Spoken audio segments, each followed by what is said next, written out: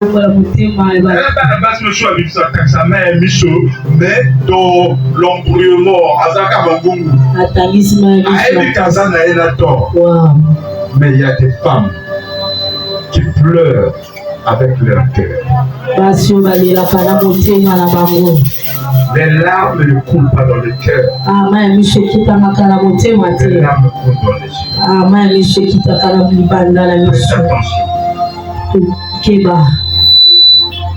Faites attention. Faites attention. C'est une pas ta soeur. Mais c'est une personne qui sort d'une famille qui a voulu détruire toute une vie. Vous pouvez lui avoir donné des enfants. Il y en a qui ont des enfants double parce que la femme est belle. Pour ne pas perdre cette femme-là. Mais à la fin, c'est encore lui qui cherche maintenant ailleurs. Il m'arrivait parfois. Je prends ma femme. Nous allons on va faire le shopping. Parfois même avec 400 000 comme ça. J'ai choisi le complet que tu veux. J'ai déjà eu acheté pour ma femme un complet qui coûte plus de 150 ou 200 000 francs CFA. D'autres complets, d'autres trucs et tout, parfois on sort comme ça, 450 000 est parti. Est-ce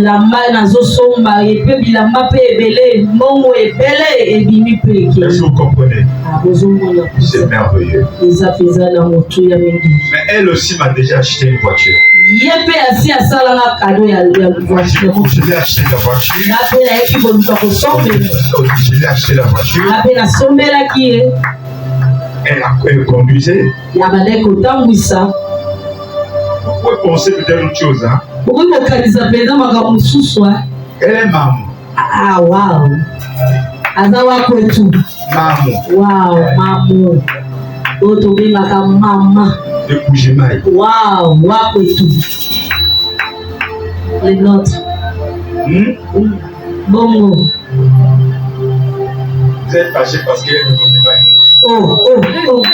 Nous ne sommes pas fâchés. D'un côté, elle est de Bougimaï. Ah, Mopanzi Mosusu Azali à Bougimaï. Amen. Amen. Mais la femme de Bougimaï là. Moi, c'est à Bougimaï. Je l'ai apporté. Je l'ai apporté beaucoup. La voiture de Sombi. Quand elle a commencé à travailler, elle aussi une fois, comme les voitures ne marchent plus, les voitures sont pas, tu n'as plus de voiture. J'ai pris un crédit à mon travail. Voici ta part pour la voiture. Pourquoi? Parce qu'elle savait que je donnais.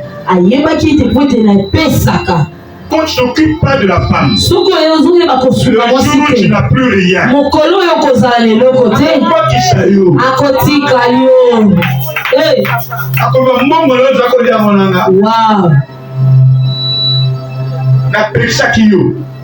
bien-aimés, occupez-vous de vos femmes. Je suis en train de prophétiser sur les gens ici là.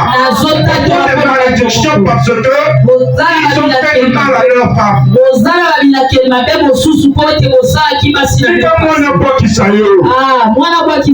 Si tu sais que tu as ossété une femme et que tu as abandonné l'enfant souffre, ce soir. L'enfant là reçoit des aumônes dehors, alors toi Dieu t'a béni.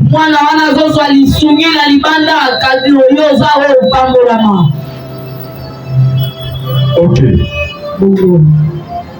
Les femmes, recevez de la part de Dieu un amour sincère envers vos maris. Ne vivez pas selon le courant de la vie.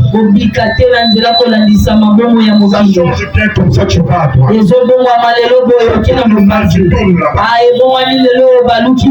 Restez avec vos hommes. On se marie pour le pire et le meilleur, comme le monde dit. Mais nous, on n'appelle pas ça le pire dans la parole. Nous, on dit on se marie pour le meilleur et le super meilleur. Parce que même le pire là chez Dieu, c'est le meilleur. Même si ton mari n'a pas rien,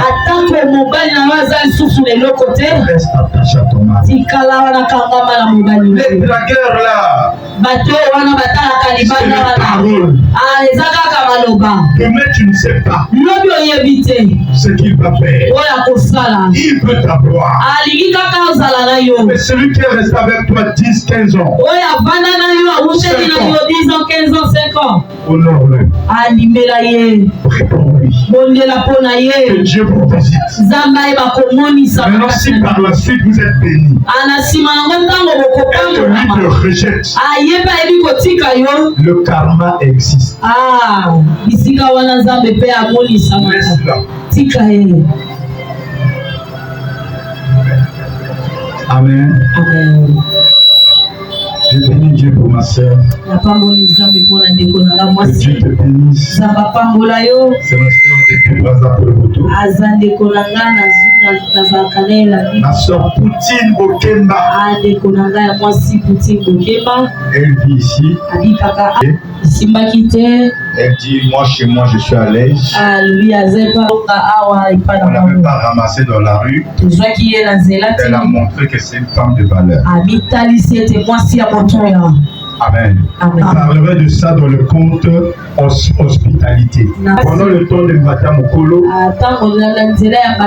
quand j'avais une grande maison, j'ai protégé plus de 10 ou 15 personnes. J'étais même sur le point d'être visé. Et là où je pouvais faire, j'ai même pris certains enfants, les grands garçons, je leur ai dit l'âge, je les ai déclarés officiellement, et jusqu'aujourd'hui ils sont congolais. Aucun Kinois de la RDC qui priait sur moi à Pointe-Noire n'a été refoulé par le bataillon. Tous, je leur ai dit, je dis à ceux qui sont avec moi, ceux qui me trahissent, Baninga, Simambata Mukolo, l'église là. Parce que c'est l'église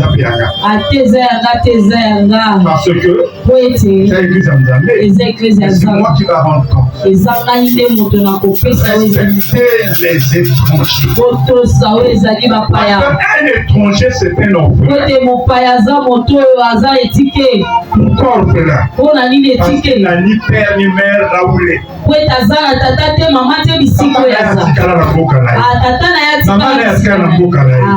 Donc Mboka Esika Aza considéré comme un orphelin.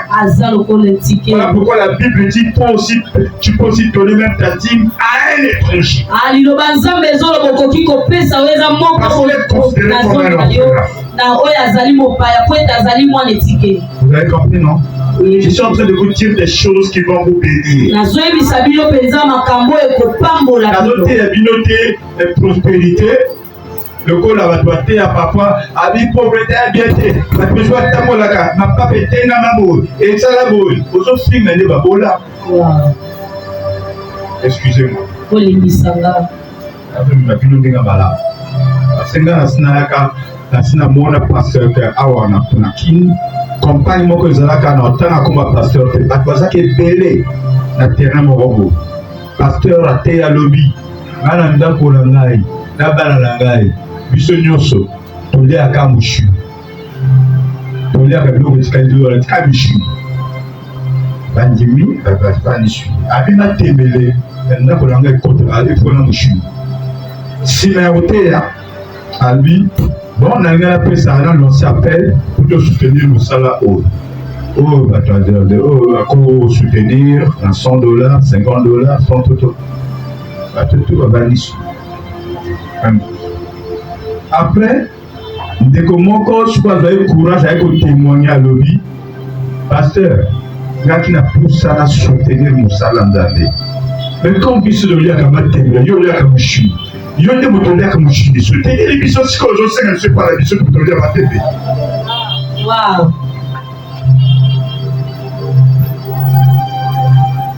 Est-ce que ntango nazoteya awa natindi moto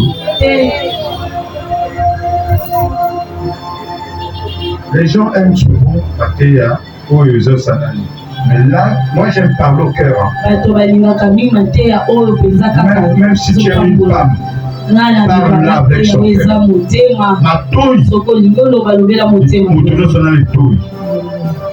le monde a besoin du cœur pour vivre. Mais tout le monde n'a pas besoin d'oreilles pour vivre. Le monde que l'église ou bien ce que ça veut dire ndako le commandant ya monde il y a pas à dire ndeko auti musika ya utala bino pesa atama ya komela père. La Bible dit que pour que la paix reste il faut l'ignorance. Vous avez bloqué vous avez ndako sa paix. La rentrée c'est bientôt. Est-ce que vous voyez que vous n'avez pas na oyo bazatana tenue bazana stylo bazana bakaïté? Mais est-ce que vous pensez à ces enfants-là? Est-ce qu'il y a des gens qui peuvent penser à ces enfants? Mes enfants ont dit à la rentrée, je vais voir le pasteur, pour demander au pasteur si on peut organiser aux volontaires d'apporter un peu qu'on aide aussi un peu les enfants. Moi, Pointe-Noire, on m'appelle Papa la compassion. Dans mes émissions à la télé, on sait son nom Papa la compassion.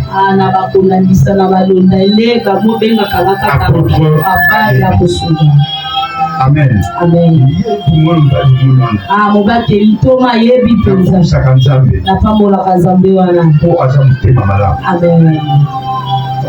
Amen. Mon père spirituel. Maman, tu vois ma sangu. Moi, chérie de qui? Maman, la limité, la première rue. Avenue Pila, numéro 6. La Bossanate. Avenue Pila, numéro 6. Là, tu peux mettre mon bébé. La 4 à mon bébé, on a que Pierre la Yolo. Et pas l'apôtre Bernard Calabay.